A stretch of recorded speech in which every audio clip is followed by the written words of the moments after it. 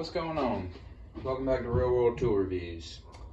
Here is a bunch of tools that I was using today. And I was using them to work on gas pipe. Black pipe. And I was working with compression fittings and stuff. I was replacing two big natural gas grills and replacing the regulators, and I had to replace a timer for the gas that had burnt up because something went bad in it. And while I was doing that, I was having to work with that pipe. And if you ever worked on, black pipe, gas pipe, galvanized pipe, whatever, you know that it can be challenging to rework it and get everything tightened in the right order to where everything fits and points in the right direction, So I was using all these tools to make it all happen.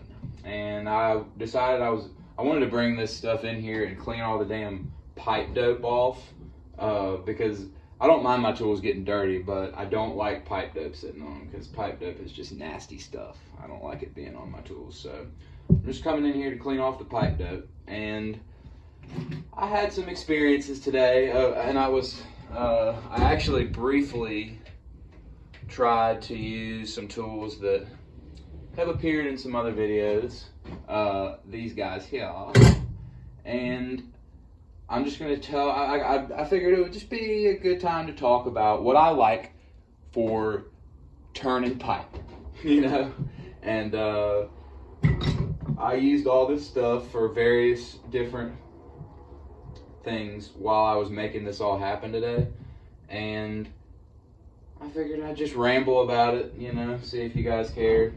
So you guys have seen how I have raved about these Milwaukee crescent wrenches. I really do love them. Like, I've had these for a while now, and they're solid, really good. I'm telling you, the way they tighten on to something and this does not move when you use it is just amazing. So I was using them to work on the compression fittings, like for the flex hose. There's always like compression gas fittings that you need, and you need adjustable wrenches for that. And I was kind of like back holding with these and using these. Like, this is, if I'm gonna work on something like that, these are like the two things I grab first. Usually these 10-inch ones. And my thoughts have always been like regular channel locks like this I love the most. And today, after working on all that pipe, I just, my feelings were just, I guess I doubled down on that, and every time I do really need to use these tools a lot, I go to what I know and what I like the best, and that is channel locks like this, crescent wrenches like this, and pipe wrenches. I started off briefly trying to use these for like the compression fittings, and using these even to turn some of the pipe, which, these channel locks are really kind of the wrong tool for turning pipe, but these do bite onto it really well. I will say that about the Nipex. But I started trying to kind of do this with the compression fittings, back holding with this and using this, and these jaws weren't fitting the way I wanted them to, and this was annoying me, and I was trying to get it real tight, and it was kind of, slipping. And like I've said before, I just don't like these tools very much. And maybe it's just a personal use preference thing, like maybe I'm just used to this stuff, but like I can just open up these channel locks and get to where I want them to be, and know how to hold it, and put this wrench on the compression fitting and just get it good right where it needs to be. And if I'm working on pipe You know, I really like these Douglas pipe wrench pliers. These are very unique. They're really, really cool, and they're awesome for working on pipe. These will bite on to that round, like, you know, 1/2 inch gas pipe, 1/2 inch black pipe, whatever, really well. They're awesome for, like, you know, you can back hold like a nipple. Like what I was using, I had to kind of take some stuff out in the middle of a timer where 2 sections of gas pipe went into either side of the timer, and then there was like 90s going into a stone wall, and I wanted to turn one side of it one more time, and this grabbed onto a nipple really well where there was only a little bit of space in between the threads on either side of the nipple, where if I used a pipe wrench, this was actually like, I think it would have been too thick and would have kind of boogered up the threads.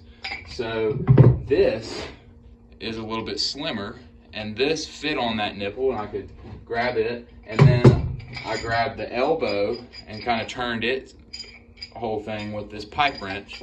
And this is just a Husky.